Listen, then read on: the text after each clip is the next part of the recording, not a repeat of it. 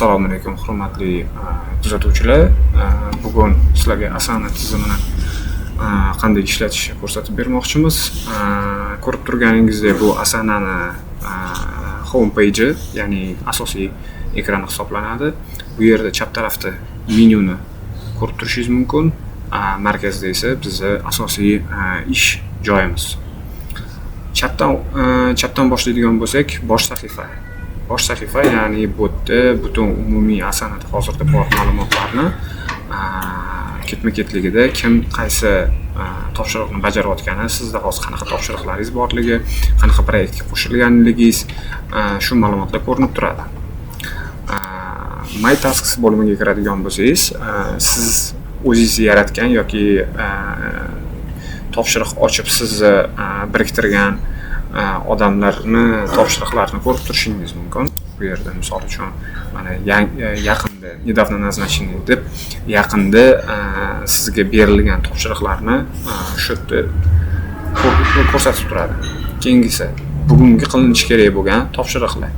Ya'ni bular qanaqa bo'ladi? Misol uchun mana bu yerda срок выполнения bor. Срок выполнения, ya'ni tugatilishi kerak bo'lgan sana, o'sha sana bugungi kunga to'g'ri kelayotgan bo'lsa, misol uchun bugun bizda 25-mart 2026-yil, agar shu sanaga topshirilishi kerak bo'lgan topshiriqlar bo'lsa, ular bu yerda ko'rinadi. Keyingi haftada, ya'ni сделать на следующей неделе, keyingi haftada deadline tugaydigan tasklaringiz keyingi bo'limda ko'rsatilib turadi va shu asnoda kengayib ketaveradi. Keyingi oy, keyingi yil. Входящий bo'limiga kiradigan bo'lsak, входящийda sizga yaqinda kelgan barcha eslatmalar, ya'ni kimdir task ochsa, sizni belgilab qo'ysa yoki taskning ichida kommentariy qoldirgan bo'lsa, izoh qoldirgan bo'lsa, mana izoh bo'limi bor. Izoh bo'limiga bir narsa yozib qoldirgan bo'lsa, sizni taskingizga misol uchun siz hamkasbingiz yozgan bo'lsa, входящийda o'sha narsa ko'rinib turadi.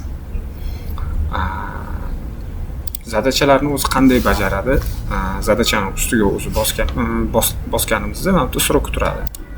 Srokni xohlasak interval sifatida qo'yib qo'ysak bo'ladi, xohlasak bir kun mobaynida qilinishi kerak bo'lgan task sifatida qo'yib qo'ysak bo'ladi. Зависимые элементы degan joyga, misol uchun qaysidir sizga 3 ta topshiriq berilgan, 3 ta topshiriq etapma-etap bajarilishi kerak, birinchisidan keyin ikkinchisi, ikkinchisidan keyin uchinchisi. O'sha topshiriqlarni biriktirib qo'ysa bo'ladi. Ya'ni bitta topshiriqni bajardim, endi nargisiga o'tishim kerak. U uchala topshiriq ham bitta ishga aloqasi bor. Shu asnoda o'zingizni o'sha ketma-ketligingizni ko'rsatib berib tursangiz bo'ladi. Bu yerda prioritet qo'yiladi. Ya'ni qaysi prioritetda hozir yonib turibdi, tezroq qilish kerak desa, высокий qo'yiladi. O'rtacha tezroq bitirib beringlar, lekin o'rtacha nagruskasi desa sredniyga qo'yiladi. Vaqt bo'lganda bajarib bersanglar bo'ldi desa niskiyga qo'yiladi. Status degan joyda bu yerda уже topshiriqni hozirgi holati, ya'ni plan bo'yicha ketyapti, nimadir muammo chiqdi va qolib ketyapti. Umuman tormoz bo'lib qoldi task bo'yicha degan joyga nima qiladi? Yozib qo'yadi. Описаниesiga misol uchun tanishuv deb qo'yamiz. Tanishuv.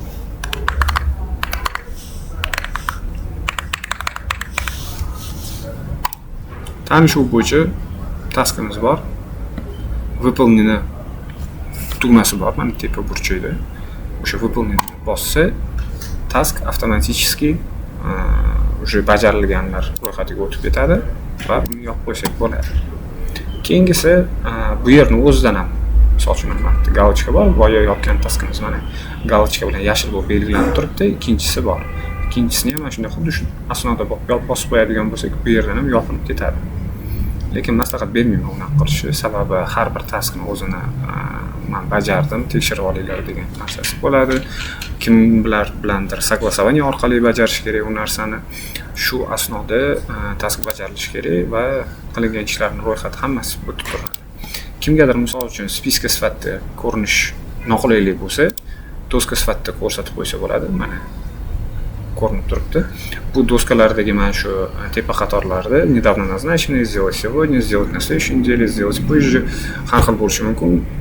Menejer qanday ish yuritishga bog'liq. Ba'zilarda bu новая задача в процессе, ya'ni kimdir уже men bu topshiriqni olib boshladim degan ma'noda bu kolonnaga o'tkazib qo'yishi mumkin. Есть проблема deb qo'yishi mumkin men buning nomini.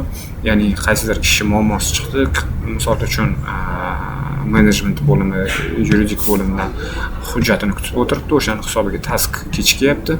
U holatda o'tkazib qo'yishi mumkin va bajarilgan degan